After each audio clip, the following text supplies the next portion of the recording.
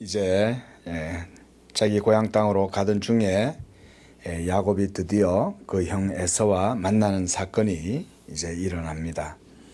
야곱은 형과 만나는 시간이 점점 가까워 오고 그럴수록 그의 마음은 점점 더 하나님을 의지함으로 어떤 평안을 누렸다기보다는 도리어 그 에서에 대한 공포가 점점 더 깊어져서 결국은 그것을 감당할 수 없는 정도의 무게로 느낀 것 같아요.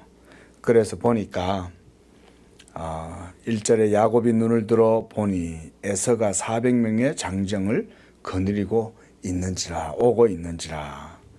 얼마나 놀랐겠어요, 그죠? 안 그래도 자기를 죽이려고 했던 그 형이었는데 아직까지도 이 원한 감정, 악한 감정 가지고 있겠나 이런 생각이 드니까 상당히 이제 그가 거의 공포에 사로잡혀 있었다 이렇게 볼 수가 있습니다. 그래서 그가 한 일이 뭐냐면 그의 자식들을 나누어서 레아와 라헬을 두 여종에게 맡기고 그리고 여종과 여종들의 자식들은 앞에 두었다.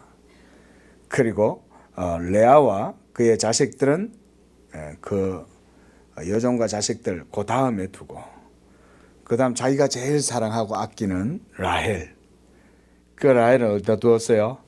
요셉의 뒤에 두는 거예요. 참 이렇게 여러분 야곱의 인간적인 면을 그대로 볼 수가 있어요, 그죠? 아니 서자들이라고 자기 자식 아닙니까? 가령 진짜로 우리 같으면 다 내 자식이고 서자라 할지라도 우리가 조선시대 같으면 서자라고 할지라도 그 어쨌건 간에 자기 핏줄이고 이런데 다 한테해가지고 어제 아비가 좀 지킬 생각을 안 하고 말이죠. 그러고 보면 할아버지, 아버지, 손자까지 그죠? 인간적인 연약함들이 다 있어요. 우리가 이렇게요. 참 신앙생활을 하고 믿음 생활을 한다 해도요. 이 믿음의 연약함 때문에 이런 어리석은 짓들을 하는 거예요, 사람이. 그래서 우리가 이 땅에서 신앙생활하고 살아갈지라도 우리가 예수를 믿고요. 그래서 믿음으로 하나님의 자녀가 되고 또 믿음으로 하나님 앞에 의롭다함을 얻고 그렇게 해서 우리가 하나님의 약속을 받고 이렇게 하나님의 백성으로 살아가도 우리의 육신 속에는 항상 이 죄가 있습니다. 그래서 이 죄 때문에 이것이 언제나 우리의 경건한 삶 그리고 믿음의 어떤 거룩한 목적을 향해서 나아가는 그 목적 속에도 우리가 뭔가 거룩하게 살려고 애를 쓰고 어떤 목적을 세워도 그 속에도 죄가 있는 거예요. 이런 걸 보면 참 이게 사도 바울이 오라 나는 공고한 사람이로다. 누가 나를 이 사망의 몸에서 건져내랴. 이 사도 바울이 이렇게 탄식을 하잖아요. 그 사망의 몸으로 우리가 아무리 하나님 앞에서 의롭게 살려고 애를 써봐도 이 연약함이 언제나 우리 속에서 기승을 부리는 거예요. 자, 그때마다 우리가 해야 될 건 뭐냐. 우리 속에 있는 죄의 힘이 때때로 우리로 하여금 우리 걸음을 비둔하게 하고 우리의 영적인 무게를 무겁게 해가지고 하나님 앞에서 온전하게 살아갈 수 없도록 이렇게 할 때마다 우리가 해야 될 것은 바로 우리의 의가 되시는 예수 그리스도를 바라보고 그분을 믿고 그분을 의지하는 것에 더욱더 힘을 내야 돼요. 실패하고 좌절했다고 해서 포기하면 안 돼요. 내가 이래가지고 어떻게 내가 하나님의 백성이라고 할 수 있냐. 도대체 내가 구원받은 사람이 맞냐. 이런 생각 들 수 있습니다. 예? 내가 이렇게 살아가지고 정말 내가 예수 믿는 사람이라고 할 수 있을까? 이런 생각이 들 수 있을지라도 그때마다 우리가 생각해야 되는 건 뭡니까? 로마서 8장 1절. 그러므로 이제 그리스도 예수 안에 있는 자들에게는 결코 정죄함이 없다. 그래서 우리는 다시금 그걸 털고 연약함을 털고 날마다 그 터는 연습도 많이 해야 돼요. 그러니까 어느 순간 가다가 그걸 멈추면 영적으로 이제 부패하는 거예요.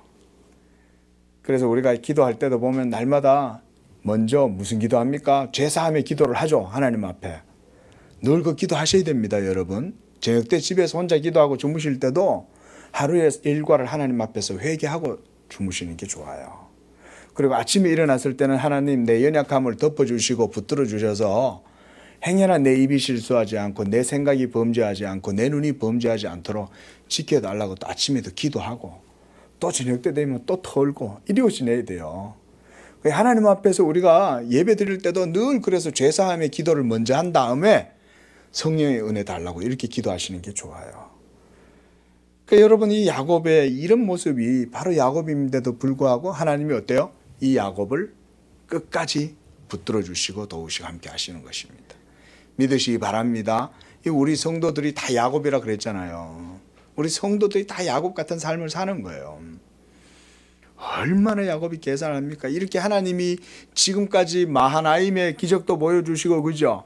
하나님의 군대 장관까지도 보내가지고 다 보여주고 하나님이 도와주고 야곱이 우하면 우가 승하고 야곱이 좌하면 좌가 승하는 거예요. 이런 복을 받아가지고 지가 거기서 라반 밑에서 22년 동안 살다가 그러고 안 놓고도 아직까지도 야곱은 하나님이 자기와 함께 하신다는 사실에 대한 믿음을 굳게 의지하지는 못했어요. 물론 하나님이 함께 한다는 믿음은 있었어요.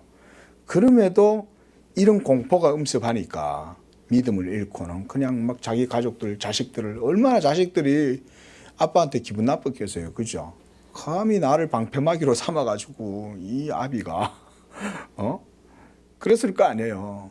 저 아버지가 우리를 방패막이 삼고 말이야. 자기는 저 뒤에 있고 그리고 또 라헬하고 요셉은 저 뒤에 딱 숨겨두고 말했지.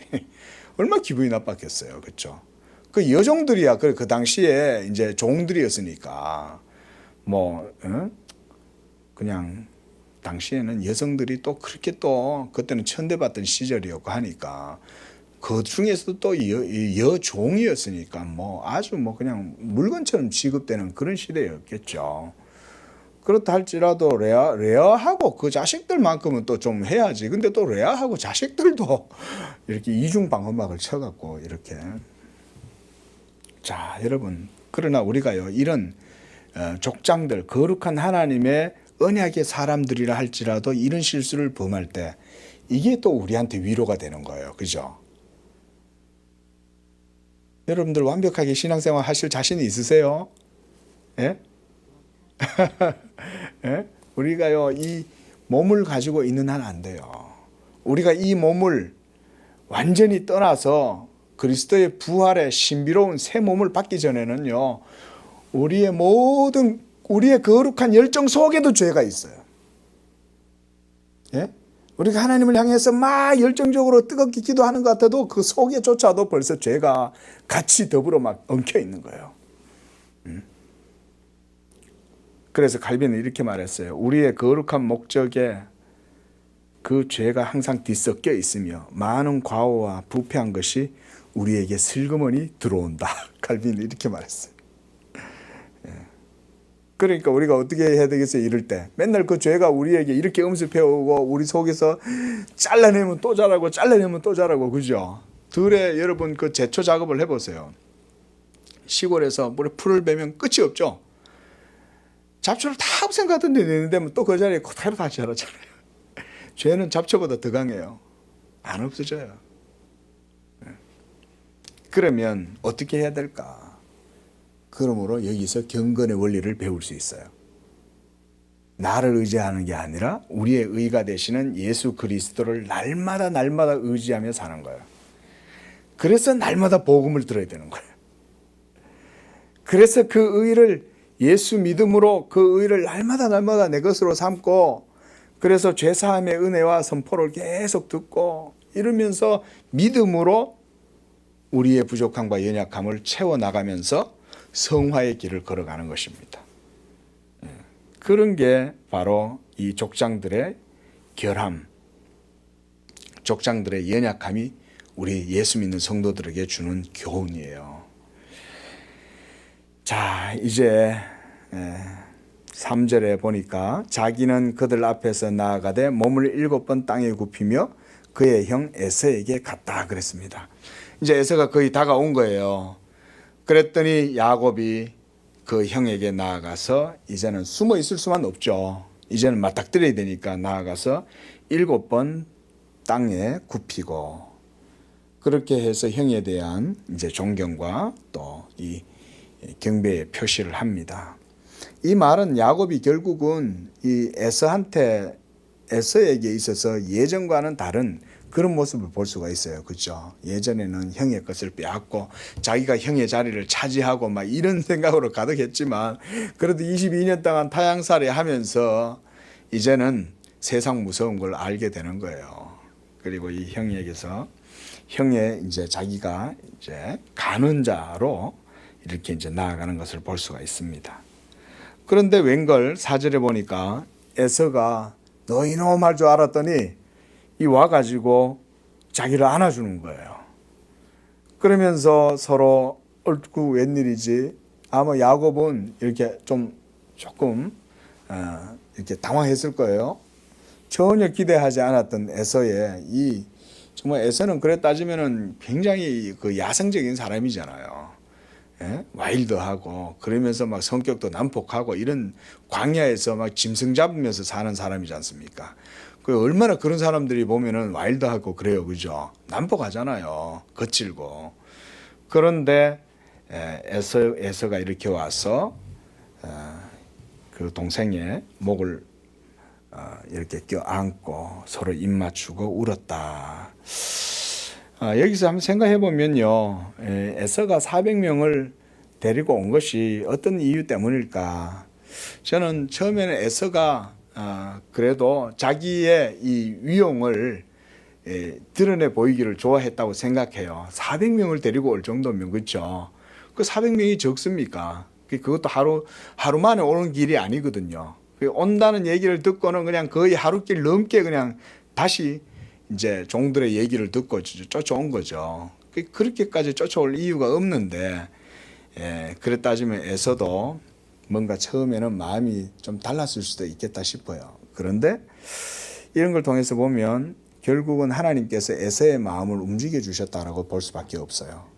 그래서 하나님께서 이 특별한 은혜를 베풀어 주셨기 때문에 이렇게 와서 에서가 이제 야곱을 도리어 품어주고 안아주는.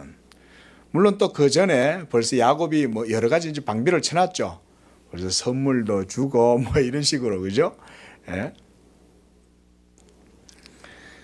자, 이렇게 하나님께서 우리가 세상 살다 보면 하나님께서 이렇게 세상 사람들과의 관계 속에서도 그들의 마음을 누그러뜨리고 유순하게 해주시는 경우가 많아요. 대부분 다 우리 하나님께서는 이렇게 하시는 거예요. 그래서 여러분, 이 하나님의 우리가 특별한 섭리 때문에 사실은 우리가 다 서로 물고 뜯고 이렇게 해서 서로 망하지 않도록 일하시는 거예요. 그런 게 없다면 사실은 이 세상이 온통 그냥 서로 야단이죠. 우리나라는 치안과 보안이 잘 돼 있는데 미국 같은 경우나 또 디트로이트 이런 데는요 굉장히 그 도시가 위험하대요. 범죄율이 상당하고. 디트로이트 같은 경우는 아예 도시 자체가 이제 부도가 나가지고 완전히 뭐 엉망이 됐다 그러잖아요. 근데 할렘가라든가 이런 데 뒤쪽으로 들어가면 여러분 그 미국은 진짜 무서운 데 같아요. 밤에도 가다가 이렇게 마음에 안 들면 그냥 주유 가버려도 누가 어떻게 주유인지도 모르는 거예요. 그냥 잡을 수도 없고.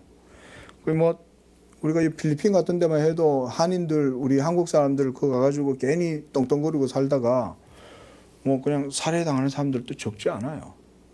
그 세상이 사실 우리나라처럼 이렇게 그렇죠? 살기 편한 데가 사실 없습니다. 치안도 잘 돼 있고 뭐 핸드폰 같은 거나 노트북 같은 거 카페 같은 데 놔두고 못 다니거든요. 그 화장실 갔다가 어디 1시간 있다 와도 그대로 있다는 거예요. 우리나라는.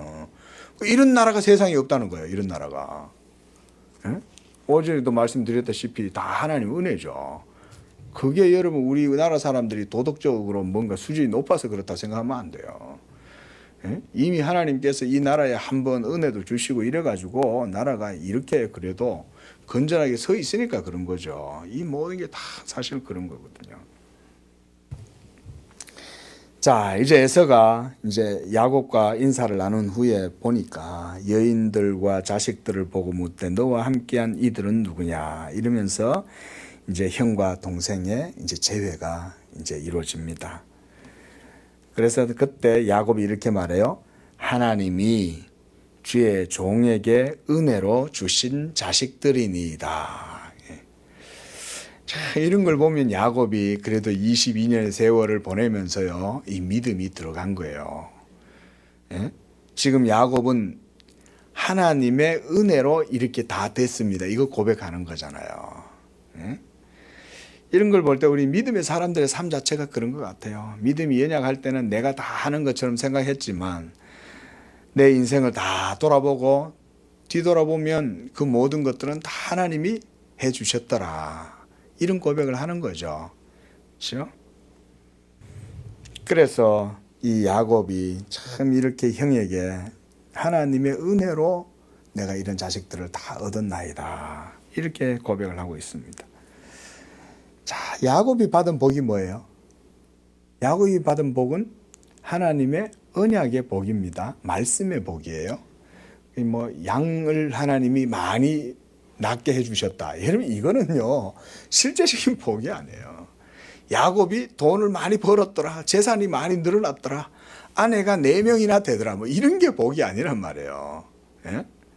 그게 아니라 그 모든 야곱이 참 오류 속에서 부족함 속에서 연약한 삶을 살아도 하나님의 말씀이 야곱과 함께 있었으니 그것 때문에 야곱이 이와 같이 풍성해졌다 이 말이에요.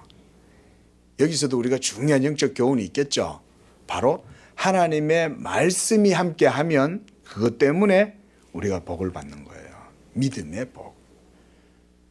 하나님이 말씀이 함께 하시니 우리가 믿게 되고 그 믿음으로 말씀 따라 살아가니 그 믿음 때문에 복을 받고 이렇게 되는 거예요.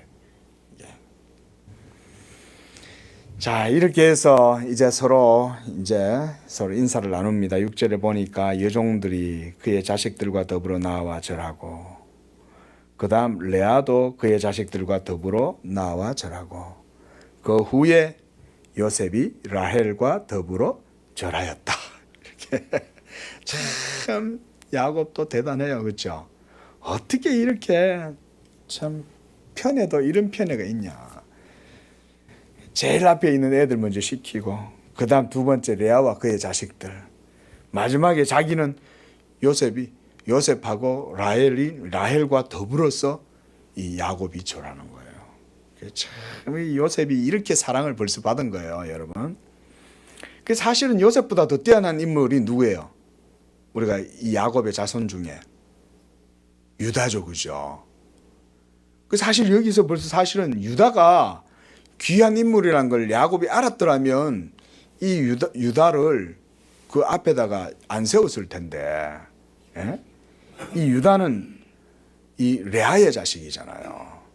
근데도 이 유다를 귀하게 여기지 않은 이유는 아직까지 야곱이 하나님의 계시를 이 유다에 대한 계시를 아직은 받지 못했기 때문에 모르는 거예요. 그 얘기는 좀 다른 의미에서 보면 아직 야곱이 그만큼 영적인 통찰력과 믿음이 없다 이거예요. 예? 야, 이 유다 이 녀석이 장차 이 하나님의 나라의 큰 이 대들보구나. 이걸 알았으면 요셉보다 더 귀하게 여겼을 텐데 이 요셉을 이렇게 아끼니까 나중에 요셉이 어떻게 돼요? 형들이 미워하는 거예요. 이렇게 감싸고 도니까 당연히 미워하죠. 아니 둘이 난 자식도 동생을 더 아끼면 형이 그 동생을 얼마나 미워해요. 그죠? 예? 그런데 이렇게까지 하니까 요셉이 이제 미움을 당하는 거예요. 자, 결국은요, 보세요. 자, 우리가 이제 이 창세기를 통해서 그 거룩한 족장들의 발자취를 보는 거잖아요. 근데 그 발자취는 아까 말씀드렸다시피 자국자국마다 한 발자국 한 발자국 내디딜 때마다 하나님의 인도하심이 있음과 동시에 뭐가 같이 따라가요? 우리 몸에 연약한 죄가 같이 따라가는 거예요, 여러분. 그래서 우리는 계속 죄의 열매를 계속 생산하는 거예요. 죄의 열매가 내가 말하면 죄가 나오고 내가 행동하면 죄의 결과가 나오고 이렇게 되는 거예요. 그런데 기적적인 거는 진짜 우리 오전 말씀처럼 기적적으로 하나님의 말씀이 함께 하니까 모든 것이 은혜로 다 이루어지더라는 거예요. 내가 실수해도 그것을 하나님께서 화로 안 돌리고 복으로 돌리고 선으로 돌리고 이렇게 하신다. 믿으시기 바랍니다. 이게 하나님의 선하심이에요. 자, 8절에 또 에서가 말해요. 내가 만난 바 이 모든 때는 무슨 까닭이냐. 그 야곱이 선물 보따리를 얼마나 큰 걸 보냈어요. 그죠? 암양 200에 또 순양 20에 그죠? 낙타에 뭐 이렇게 해가지고 그냥 엄청난 선물을 보냈죠. 자, 이렇게 야곱이 그 형과의 해우를 풉니다. 이렇게 해서 이제 8절에 내 주께 은혜를 입으려 함이니이다. 이제 9절의 말씀 한번 보겠습니다. 그 형 입장에서는 이제 그런 생각도 들겠죠. 야, 뭐 이렇게 과하게 이렇게 하냐. 아마 에서의 성격상 봤을 때 또 그런 생각 들어요. 와일드하니까 또 화통할 수 있어요. 그죠? 예? 그러니까 뭐 이렇게까지 하냐. 냅둬라. 이제 그러니까 이제 10절에서 야곱이 내가 형님의 눈앞에서 은혜를 입어 싸우면 내 손에서 이 예물을 받으소서. 내가 형님의 얼굴을 배운 즉 하나님의 얼굴을 본 것 같습니다. 이러면서 이제 극구 만류하는 이 선물을 결국은 형에게 줍니다. 자, 11절에 하나님이 내게 은혜를 베푸셨고 내 소유도 족하오니. 이렇게 보면 또 야곱이 참 하나님의 그 베풀어 주신 은혜에 대한 이 고백과 감사가 있어요. 그렇죠? 예? 그래서 내가 형님께 이 예물을 드립니다. 이렇게 말합니다. 자, 12절에요. 에서가 이제 말합니다. 우리가 떠나자. 내가 너와 동행하리라. 그런데 이 야곱이요. 여전히 이 에서를 그래도 이 마음으로 이 겁을 내고 의심을 하는 거예요. 예? 자, 이 속인 자는 결코 마음이 편치 못합니다. 왜냐하면 자기가 속였기 때문에 저 사람도 나를 언젠가 속일 것이다라는 의심을 해요. 안 속인 사람은 사기를 당해도 잘 몰라. 남을 안 속여봐가지고. 그런데 이 속여본 사람은 자기가 언제 나도 이제 속였으니까 언젠가 나도 좀 속지 않을까. 지금 이렇게 형이 나한테 친절하게 하는 것도 저러다가 나를 싹 그냥 저 화장실 뒤로 끌고 가는 거 아닐까 이런 생각 할 거 아니에요.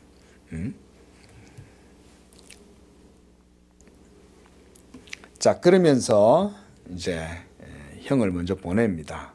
그래서 14절에 내 주는 종보다 앞서가소서. 나는 앞에 가는 가축과 자식들의 걸음대로 천천히 인도하여 세일로 가서 내 주께 나아가리이다. 자, 여기서 우리가 또 한 가지 이 너무 지나치게 야곱이 불안해하고 의심을 한다는 거예요. 자, 이건 말씀드렸다시피 야곱이 여전히 믿음에 대한 확신이 부족해서 그런 거예요. 하나님을 굳게 의지하고 나아간다면 야곱이 그냥 하나님께 맡기고 나가면 되거든요.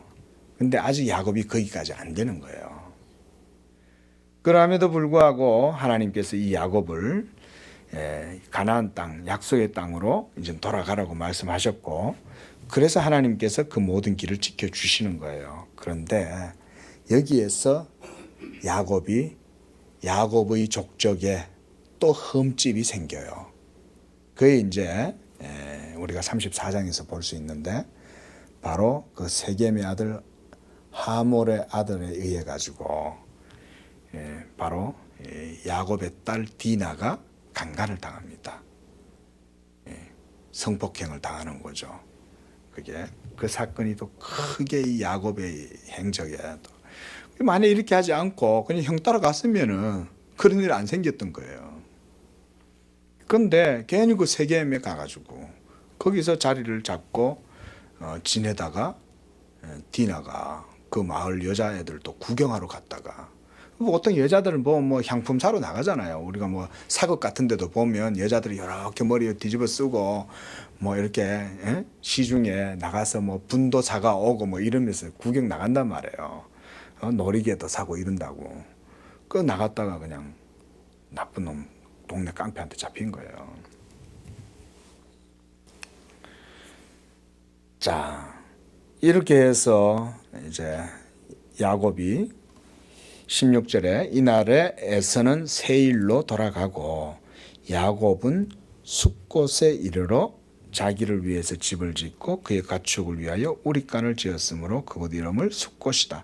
이 숫곳이라는 이름 자체가 뜻이 우리간 뭐 이런 의미입니다. 그 우리란 얘기는 이제 동물 짐승들 이제 가축들 넣어놓는 데잖아요. 그러니까 거기서 이제 삶의 틀을 잡았다 이 말인 거예요. 자, 18절에 야곱이 바단 아람에서부터 평안히 가나안 땅 세겜 성읍에 이르고 그 결국은 에서와 아무 문제가 없잖아요. 그러니까 이제 평안이 온 거죠. 평안이. 그렇게 해서 가나안 땅 세겜에 왔습니다. 그리고 그 성읍 앞에서 이제 장막을 치고 그가 장막을 친 밭을 세겜의 아버지 하몰의 아들들의 손에서 은 100개 이 말이에요. 백크시다 이 말은 은전. 옛날에는 은을 막 덩어리로 이렇게 거래를 했잖아요. 그거 이제 100개로 샀다 이 말인 것입니다.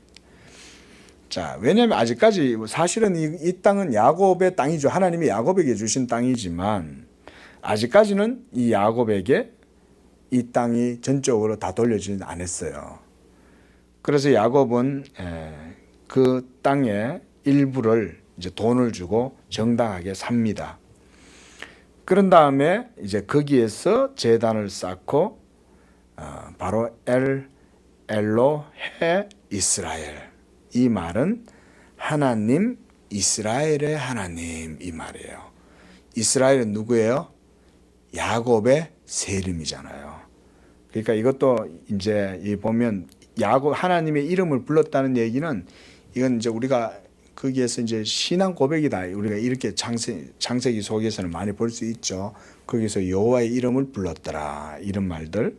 그건 바로 거기서 야곱이 하나님께 제단을 쌓고 예배드리고 하나님께 기도했다 이 말이에요. 그런데 누구한테 기도했냐? 이스라엘의 하나님. 야복강에서 자기와 씨름하면서 자기에게 축복하신 바로 그 하나님. 야곱이 복을 빌었잖아요. 그래서 그에게 새 이름을 주신 게 바로 이 이스라엘이라는 이름이거든요.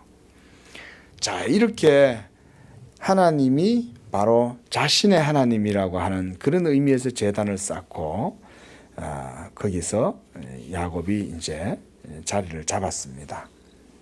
자, 이렇게 뭐 33장의 내용은 비교적 짧습니다. 짧은데 우리가 여기서 알 수 있는 것 가운데 하나는 뭐냐면 야곱이 하나님의 부르심 가운데 나아가면서 여전히 부족하고 연약한 믿음 속에 있었지만 하나님께서 그래도 그의 오류나 그의 흠이나 부족함이 있어도 그것을 그에게 그대로 되갚으신 것은 아니라는 거예요. 도리어 부족하고 연약해도 항상 하나님의 은혜로 선하심으로 도와주시고 채워주셨다. 이게 바로 우리가 또 얻을 수 있는 교훈이라고 할 수가 있습니다. 자, 기도하겠습니다.